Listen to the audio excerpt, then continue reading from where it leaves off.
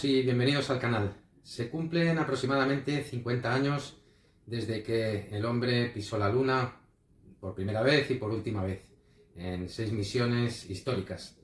Han pasado mucho tiempo y la ciencia y la tecnología se han desarrollado de una forma extraordinaria y el hombre está preparado para regresar a la Luna, su satélite natural, pero esta vez volvemos para quedarnos y para ir más allá, para que la Luna sea el puente hacia Marte y hacia el resto del sistema solar. La misión es, por tanto, mucho más compleja que en ocasiones anteriores y consta de varias etapas.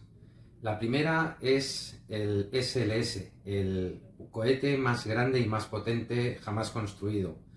La siguiente es la cápsula de astronautas Orión, que llevará a los astronautas hasta la estación orbital Gateway, que habrá sido construida previamente durante los próximos años y que orbitará la Luna. Desde allí, los astronautas pasarán a una cápsula de descenso y por fin alunizarán de nuevo. La primera mujer y el siguiente hombre en pisar la Luna. Allí encontrarán también material que habrá sido depositado previamente y comenzará una nueva etapa de exploración lunar en la cual el hombre tratará de aprovechar los recursos que nuestro satélite natural nos ofrece, tanto los grandes depósitos de agua para obtener bebida, para obtener hidrógeno como combustible y para obtener oxígeno para respirar, pero también los recursos minerales que nos ofrece la Luna y también recursos constructivos. Todo el propósito de las misiones a la Luna, aparte de explotarla y de quedarnos allí, es también el de servir como campo de pruebas para las futuras misiones a Marte e incluso algunos dicen que más allá. Es una odisea apasionante que está comenzando y que se desarrollará en los próximos años ante nuestros ojos y no queremos perdérnosla.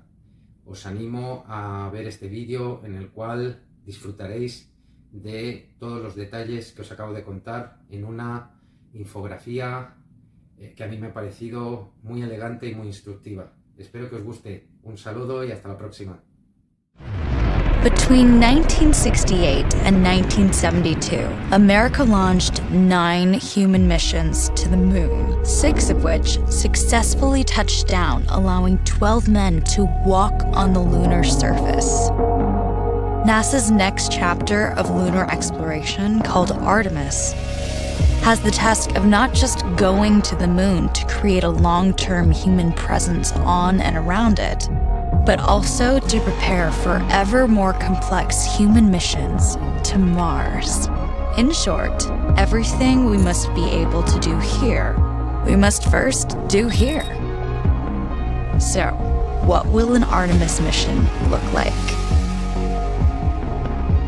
Everything is designed and tested with our most important element in mind, the astronauts. This is their deep space, human-rated spacecraft called Orion, built in 3 parts. The crew module, where up to 4 astronauts will live and work throughout the flight. The service module, with life support systems for the crew and its own engine and fuel reserves. And a launch abort system, with engines capable of pulling the crew module to safety during launch should anything go wrong.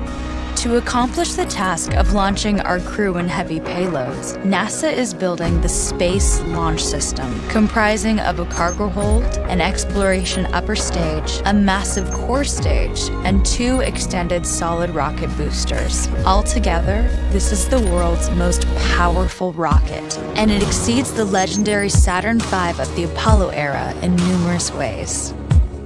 Sitting on the launch pad, the entire rocket, fully fueled, weighs just over 6 million pounds, 5.2 million of which is just the fuel.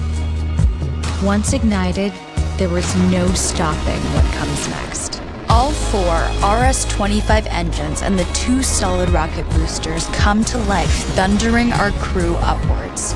2 minutes after ignition, the solid rocket boosters are spent and released. 8 minutes after launch, the core stage is depleted and separated. The upper stage fires briefly, placing Orion into a parking orbit around the Earth. Here, the crew reconfigure the spacecraft and check systems to confirm everything is ready for deep space travel. With a go from mission control, the crew reignite the exploration upper stage engines to leave Earth entirely. The exact timing of this maneuver is critical to reach a speed that can escape Earth's gravitational pull, but also put Orion on a course that will intersect the Moon days later. Once this burn is complete, the upper stage of the SLS is jettisoned and the crew aboard Orion coast for several days toward all that awaits them at the Moon. Approaching the Moon, we see the fundamental differences between Artemis and Apollo.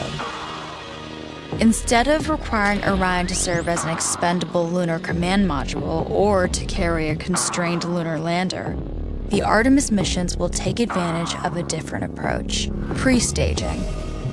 Everything needed for lunar missions will be positioned in advance by commercial and international partners.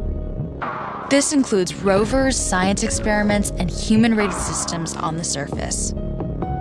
But it also includes a dedicated lunar station in orbit around the Moon called Gateway.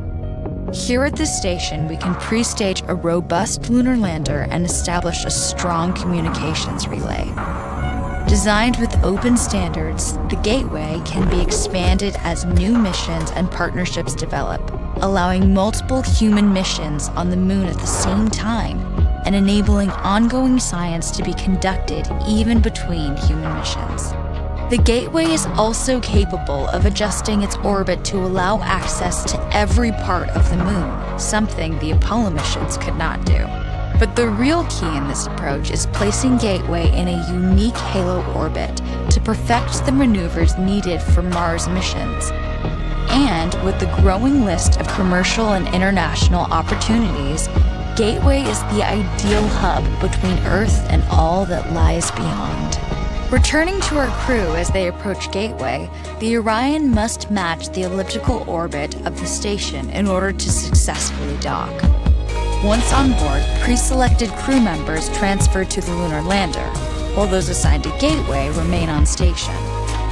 The lunar lander system itself is built for 3 unique steps: descending from the halo orbit of Gateway down to a low lunar orbit, descending from low lunar orbit to the surface, and once the lunar mission is complete, launching from the surface of the Moon and ascending all the way back to the orbiting Gateway.